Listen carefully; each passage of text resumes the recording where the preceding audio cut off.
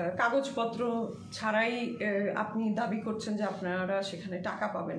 প্রথমত আমি আমার ফেসবুকে প্রায় 12-13 জনের স্ক্রিনশট দিয়েছি যেখানে তাদের সাথে ওনাদের কনভারসেশন হয়েছে টাকা পয়সা নিয়ে। আপনি কত পান? আমি এত পাবো, আচ্ছা ঠিক আছে নিয়ে যাবেন, এই ধরনের কনভারসেশন।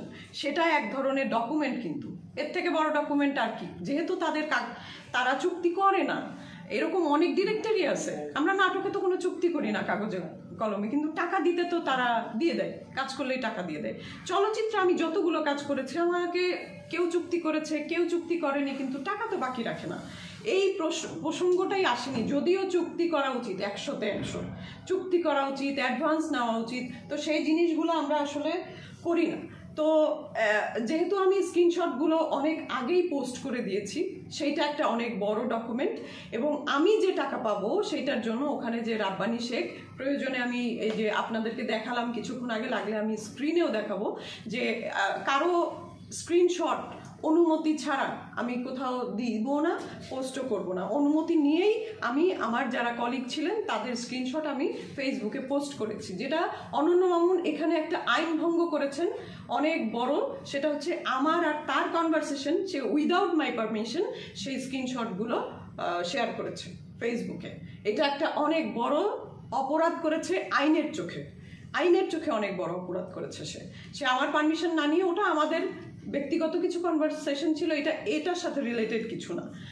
আর ডকুমেন্ট বহুত কিছু আছে, যখন প্রয়োজন হবে যে এটা দেখাতেই হবে আমি দেখাবো, এবং সবার আগেই আমি কলিগদের কনভারসেশনগুলো দিয়ে দিয়েছি।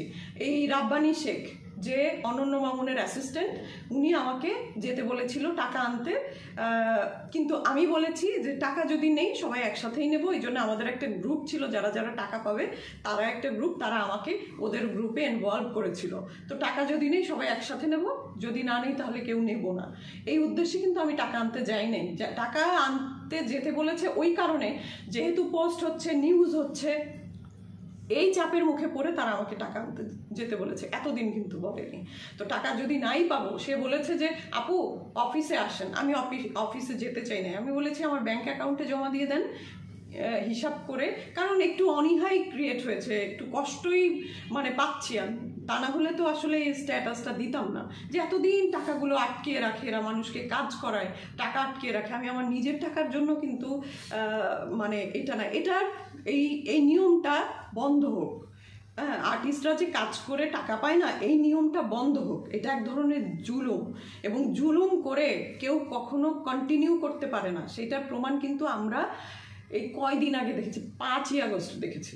এত অল্প সময়, এত বছরের জুলুমের শেষ কিন্তু হয়ে গেছে। তো সেই নজির কিন্তু আমরা একদম রিসেন্ট দেখেছি। ওনাকেও এই জুলুম বন্ধ করতে হবে। উনি সহ আরও যদি কেউ থেকে থাকে এরকম ইন্ডাস্ট্রিতে, আমার হাতে আর কেউ এরকম পড়ে নাই। আমি আসলে এরকম কোনো ডিরেক্টরের কাজ করিনি যারা আমাকে পারিশ্রমিক দেয়নি। হ্যাঁ, কিন্তু ওনাকে ভয়াবহভাবে দেখি, এবং প্রত্যেকটা আর্টিস্টকে শুনি, কলাকুশলীকে শুনি যে টাকা দেয়নি, এবং এইভাবেই উনি দিনের পর দিন এইভাবে কাজ করে যাচ্ছে। এইভাবেই মানুষকে যখন টাকা চাইতে যাওয়া হয় তখন সে ক্রাইসিস ক্রিয়েট করেন। টাকা নাই, বাজেট নাই, ওনার অ্যাসিস্ট্যান্টকে দিয়ে এই ধরনের, ওনার ম্যানেজারকে দিয়ে এই ধরনের কথাবার্তা উনি বলে। এটা সব কিছুর creator, he is the creator of all this things, এটা আমরা বুঝতে পারি। কিন্তু কথা হচ্ছে উনি এইভাবে পার পেয়ে যায়। জিজ্ঞেস করতে যাবেন মামুন ভাইকে, রাব্বানী তুমি ওর সাথে কথা বলো নাই, তুমি যে টাকা দাও নাই, তুমি তো এটা আমাকে বলো নাই। রাব্বানী ভাই বলবে যে মামুন ভাই তো বাজেট নাই আপু, মামুন ভাই তো আসলে এখন খুবই ক্রাইসিসের মধ্যে আছে, নেক্সট মুভিতে পুরাটা একসাথে দেয়। আমাদের সাথে তো ভালো সম্পর্ক, এরকম সম্পর্ক, এখানে তো এরকম কোনো কিছু করার দরকার নাই, চিন্তা করে নি না, টাকা সবই পাবেন। এই রকমের বিষয়গুলো একদম এরকমই ছিল। এই যে আর্টিস্ট যারা, আমি যাদের স্ক্রিনশট দিছি, হ্যাঁ, তারাও এখন কিসের ভয়, কিসের আর্টিস্টদের মনের মধ্যে ভয় আমি জানি না, সেই পুরনো ভয়, তারাও এখন যে একটু ভয়েসটা রেজ করবে, বলবে যে টাকাগুলো দেয় না কেন এখনো, সেই ভয় কাটাতে তারা এখনো পারেনি।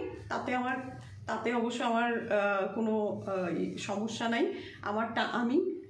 আমি যদি এখানে এই জায়গাটা ক্রিয়েট করে দিতে পারি যে মানুষ কাজ করবে, টাকা পাবে, এটা হচ্ছে যে সবার জন্য সুবিধাজনক হবে। হয়তো বা সাময়িক আমি কিছু সমস্যায় পড়বো, ওইটা আমার মাথায় আছে। আপনি একজন